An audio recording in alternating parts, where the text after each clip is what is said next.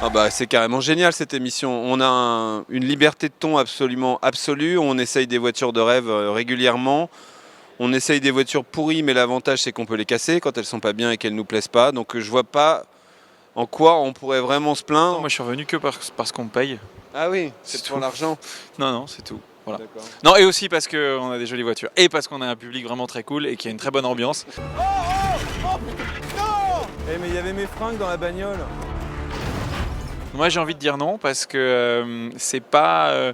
On casse pas des voitures pour le plaisir de casser des voitures. On a des challenges qui sont très amusants. On prend des voitures qui sortent de casse et on va faire des courses dans la gadoue, sur le sable. Voilà, mais on casse pas des voitures pour le plaisir. On a eu quelques jeux un peu marrants avec des voitures qui étaient un peu en meilleur état à un moment donné, notamment je pense aux Jeux Olympiques.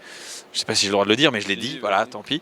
Mais sinon, non, on est là pour apporter un point de vue différent, chacun de nous trois, sur des véhicules d'exception. Donc on a beaucoup de chance, mais un peu toutes les gammes quand même. Donc voilà, mais non, on ne les casse pas pour le plaisir. Messieurs, rendez-vous sur le terrain.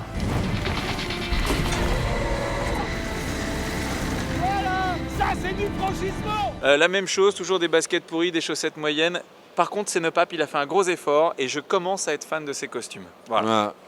Non, on n'a pas changé fondamentalement les sujets, si ce n'est que on est vachement plus dans l'écriture tous ensemble, et du coup on a créé vraiment des sujets nous-mêmes, plus inédits que ceux de l'année dernière, comme ça avait été fait un peu, pas rapidement, mais il y avait une urgence de réalisation.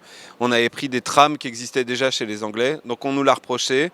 Moi je pense que c'est pas gênant, je veux dire l'émission Top Gear c'est Top Gear, on peut très bien reprendre des sujets, on serait ravis que les Anglais reprennent nos sujets, ou les Italiens qui sont en train d'y réfléchir.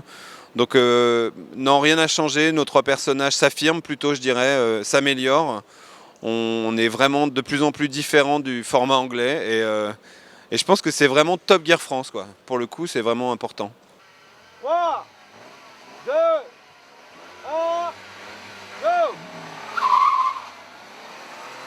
Les invités sont pas plus rapides que l'année dernière. Non, ça se tient. De toute façon, maintenant, on va être dans un mouchoir de poche parce que les scores, il y a évidemment le haut du pavé avec Lafitte, Stéphane De Groot, etc., qui sont des pilotes confirmés, Bigard, et puis il y a ceux qui arrivent bien loin derrière, qui se baladent, quoi. On pense à Joe Star. Donc on pense à Joe Star, on le dit, hein, qui a fait quand même un score pourri. Et voilà, donc maintenant, voilà, entre les deux, ce sera au centième.